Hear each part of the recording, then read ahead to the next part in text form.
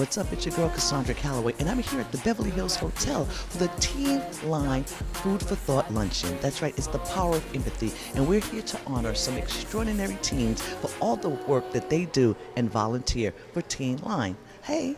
This event is so important to us every year to honor our teen listeners and what they do every day on the hotline.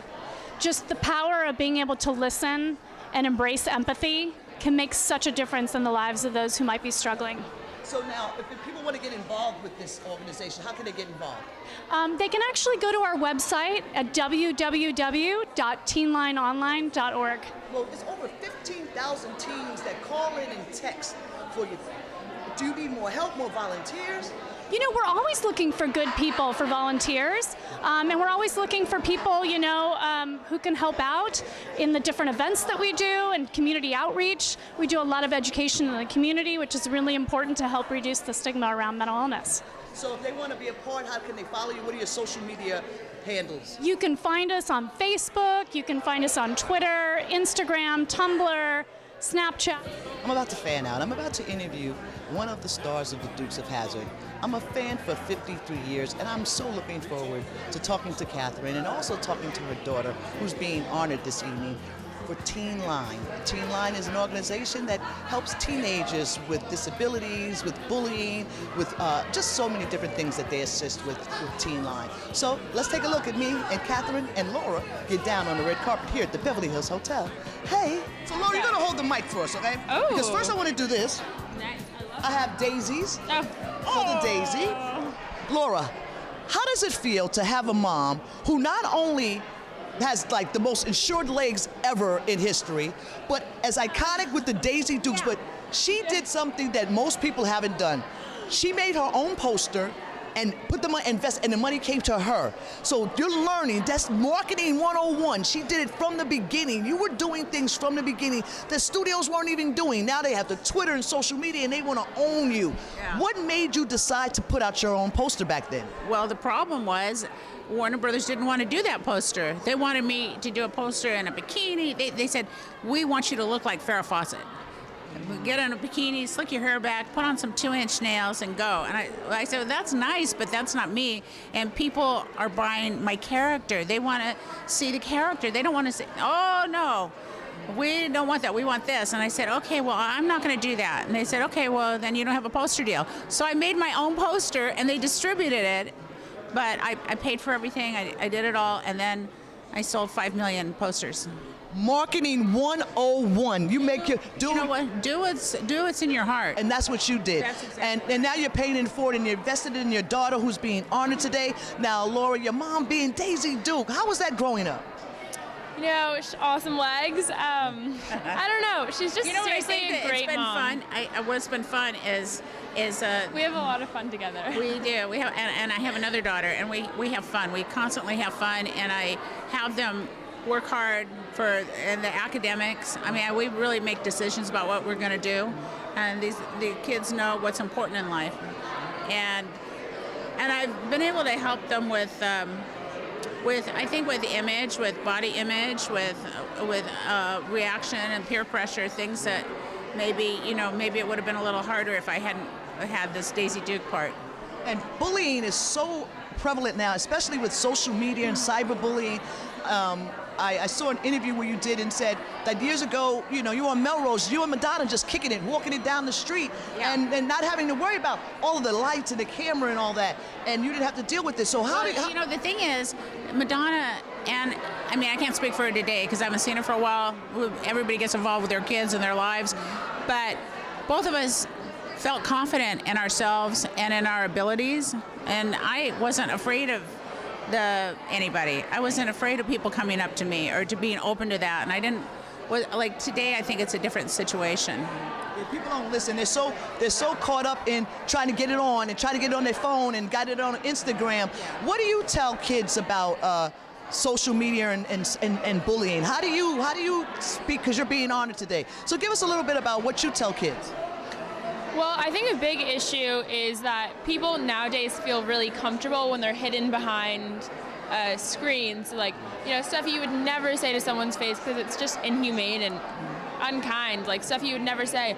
people are given the security of a screen to hide behind, and The anonymity of a Twitter account or a fake Instagram or fake Instagram.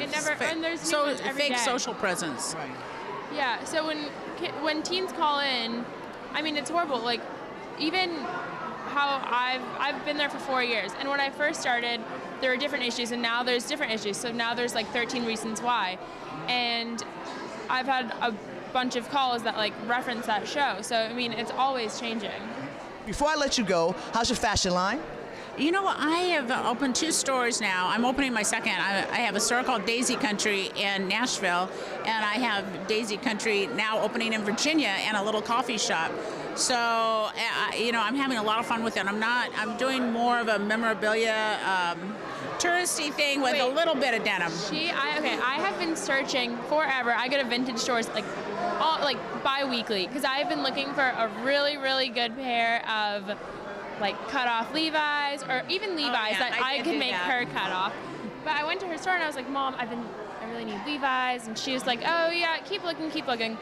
And I went to her store and I walked in because we were just in Nashville. Well, see, if I don't sew it myself, I don't feel like I did anything. What I did is I bought 1,000 pairs of old Levi's and I cut them off and I put patches and things on them, and they sold out in a minute. Like American flags, daisies. They were so. I was like, yeah. Mom, why didn't you tell me this? I know. I didn't tell her because I wasn't sitting there sewing. I didn't make it. I was like, Mom, come on, like. I was trying. I mean, because Pam told me about this yesterday. So for 12 hours, I was like, if I could find a pair of Daisy Dukes, I'd get it over, and I could. And then the only pair of jeans I have, I paid too much money to cut them off. So I'm gonna find some Daisy Dukes. So is there a way? Is there a technique to having the perfect Daisy Dukes? Tell me how do we have the perfect Daisy Dukes? Well, she knows. What you do actually is you cut them like 2 inches below the crotch level. You cut them 2 inches below, and then you start raveling them from there. And if it's not fitting right in the butt, I take a little dart and I fit them. She prays them. This is look, Daisy Dukes 101 with Miss Daisy Duke. Hi, Tom. Hi, how are you? I'm Cosandra Calloway. Nice to see you. And he said, you're doing it all. I said, yes. He's with How to Get Away with Murder. And I said, how to get away with producing your own show. And she's doing it. Tom, How to Get Away with Murder, you're part of that whole Shonda Rhimes phenomenon. How did that happen? I was brought in to direct an episode of Grey's Anatomy in season 3. So that kind of goes back a ways. What are they on? Season 29 now, I think? 7, I think. 7, yeah, yes. And that was my introduction to Shonda. I first met her and Betsy Beers, and I had a really great experience, and I ended up doing a number of episodes. I think 9 episodes I directed for that show, and then that opened up. Shonda was really kind of expanding her empire, and Private Practice opened up after that. I directed on that show. And then Scandal. I came aboard on Scandal, and while I was doing that as a director and producer, they knew of my acting background, and How to Get Away with Murder came along, and there was the role of Viola Davis's husband, and they kind of walked into my office, in my Scandal offices, and came over and said, how would you feel about playing Viola Davis's husband? I was like, that wouldn't be too shabby. So I read the script, fell in love with it, and that's how I came aboard that. And Viola and I had immediately we just really hit it off and worked really well together. And she's a pretty special person. Well, I love your work. Tell us about anything else other than How to Get Away with Murder and just directing on Scandal that you're doing. Yeah, excuse me. Excuse me. Right now, I just directed a new pilot for ABC called For the People, which is another Shondaland show, but the writer is Paul William Davies is the writer, who's one of the writers on Scandal, and he wrote this show about these young attorneys starting off in New York City in their federal system, and we directed that a couple months ago, and we just got picked up for series, so that's kind of full-time mounting that and doing Scandal keeps me pretty busy. What advice would you give to an aspiring director such as myself? Like, how do I direct myself on the red carpet? You're doing damn good right now. No, I think it's just, in this age, technology has really provided an opportunity for a lot of original voices to make content. So it doesn't need to be, in the old, when I started off, it was only film, and film was very expensive, and it was such a difficult thing to try to get it developed and edit. And now you can pretty much, you can do it with an iPhone. I think if you have a really good story, I think script is really everything. If you have a powerful story, whatever your genre is, if it's comedy or drama or documentary, I think that's really the key, is tapping into what that voice is and how you tell that story. And I think if that's compelling enough, it doesn't matter which medium it's shot on, people will want to see it. Thank you. Now, we're here for Teen Line. Yes. Were you bullied as a kid? I was bullied. I had a bunch of girls try to jump me after I won a beauty pageant. How you like me now? Look at her. Look at me now. I'm kicking it with How to Get It with Mary. Oh, I'm sorry. No, you're. Yeah, I mean, I've witnessed it. I didn't experience it so much. I know there was. I can remember 2 occasions where it ended up in fisticuffs. Somebody who kind of kept picking on me, and I kind of fought and defended myself, but. I had a pretty strong father who taught me to not start something but be able to sort of defend myself. I think it's really it's a bit of an epidemic. I think particularly because of social media and the abilities that bullying extends beyond the schoolyard, which was a very limited view. We were able to deal with that as kids. Yeah. So because I think I guess when I was growing up, they weren't as mean. They did mean things, but the things that are going on now, especially with the cyberbullying, that's exactly and the right. peer pressure, it seems much more advanced and much more calculated. And manipulative. Yeah. And it almost seems like they're older than they actually are because the things that we're seeing. But with organizations like Teen Line and everybody that's here to help, maybe we can make some social change. Well, I think this is what's fantastic about Teen Line. I mean, it has to start somewhere, and I think getting, I'm here for Sarah Shindler, and I think that involvement with young people getting involved in an early stage can really have quite an effect. It's important. Tell us your social handles, how they can follow you through social media. And no bullying. Well, Twitter, it's at Tom Verica, one word, all lowercase. On Instagram, it's Real Tom Verica. Someone took my name. So that's what I came up with. Okay, you want to buy it back from me? I got it. How about you got $1 in your pocket? You can buy it back from me. I think I got to hear that. Yeah, those are the 2 that I mainly use. And Facebook. I think it's Tom Verica on Facebook. So very simple. Thank you, Tom. Thank you very much. It's a pleasure talking to you.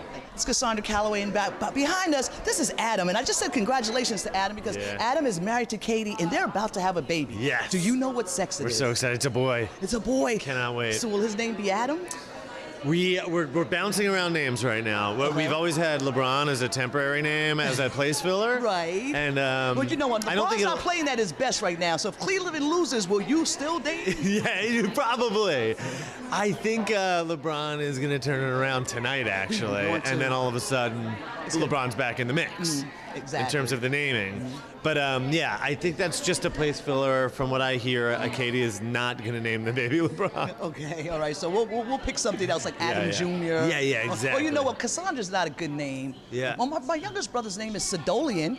Sidolian? That's kind of. We don't know what it means. What does that mean, Mommy? Yeah. What does Sidolian mean? Let us know. Type in the comments below. So tell us about your career. What do you have going on? I am bouncing around like crazy. I just did a bunch of episodes of Kingdom for Audience Network, which is a really good show. The final season, 3rd season. A little bit of trial and error on NBC. Okay, that's and one of my favorites. yeah, I got a movie premiering next week at the LA Film Festival called The Female Brain. With you got Whitney to our Cummings. brains? Huh? You got to the female brain? I did. My character did not. No, not even close. Tell us your It's very social. difficult. I'm waiting for the sequel. You waiting for the sequel? Yeah, I'll yeah. wait for that as well. Tell us your social media handles and how they can follow you. Oh yeah, of course. It's at Adam Shapiro on Twitter, and at Shappy Shaps on Instagram. What's Shappy Shap? That's my nickname growing up. I was always Shappy. Oh, I should have said, hey, Shappy Shap. I didn't see exactly. that in an interview. Yeah, no, you haven't. This is an exclusive. Exclusive. It's Right Shappy, here, it's right Shappy Shap and Cassandra Calloway. That's how we do it. Calloway. hi. Hey, Katie, Well, Quinn is your middle name. Yes, it's Katie, true. right? So I did my. Yes, but I got a couple of gifts for you first. What? First, if they ever pull out your teeth again, you have a kit to re-put your teeth back in. Wow, Okay, thank that's for you. you. I'm gonna right? need this. But then I also would like you to autograph my Amanda Tannen pregnancy kit. Oh, you got it. Loving this. Now. Loving this. So we have 7 seasons of Scandal. Yes. I know with Guillermo being your friend and everything, how are you dealing with it only being 7 seasons left? Oh, it's bittersweet.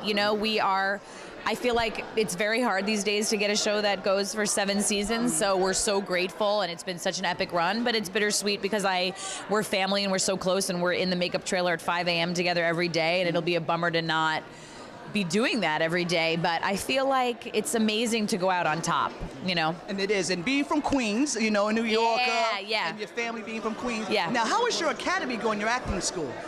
Oh, acting school. I mean, the theater company? The theater company is called I Am a Theater Company, and it's probably one of the most important things in my life. It's just everything. It's what I do with all of my spare time when I'm not on Scandal, and I run it with a bunch of my friends from NYU, and Shonda's actually just came on board as our patron of the arts. She's a huge supporter of the theater company, and we make new plays here in Los Angeles. So if you're in LA, IamAtheater.com. Check it out. Go see plays. And I'm following in your footsteps because you created your own company. Yes. I'm creating my own show. I'm writing, I'm directing, I'm get filming. it. I'm trying to get everything in That's at what one you gotta time. And you said that one thing is about perseverance and staying strong very true. and being a woman in this industry. right. What advice would you give to an up-and-coming actress? Well, I think there's a lot of us, and there's also a lot of parts, so that's great. But I also think LA is a town where some people can get lazy and some people can wait for the phone to ring and call them, but that's never been my story. I've always been the person that has to go out on my own and, like you, make my own stuff, get noticed, kind of be more on the attack than on the defense. Right, it is easy, and the one thing is about listening, and I'm trying to listen, but I'm also trying to find my card because I want to make sure that I covered all my notes. Oh, that's Because I fine. did my... That's me. There it is. Okay, cool. There, make sure I covered everything. Is this you? Yes. Okay, the Attwood School. Yes, you got it. Now, last thing. I can't eat popcorn. But I saw you on Twitter giving your popcorn. What is the best secret for popcorn? I like to pop my own popcorn. So I take like an organic yellow or white kernel, and I take a soup or saucepan type of thing, and I fill it with a little layer of coconut oil or grapeseed oil until the oil gets hot, and then I put in some kernels, and then I just wait until they pop, and all you need to do is add a little bit of salt, and it's the best treat ever, and you crush that stuff every Thursday night on Scandal. Thank you so very much, Shonda Land. Thank you. Thank you for introducing Twitter to me. You No, wanna that's for you. You're very kind.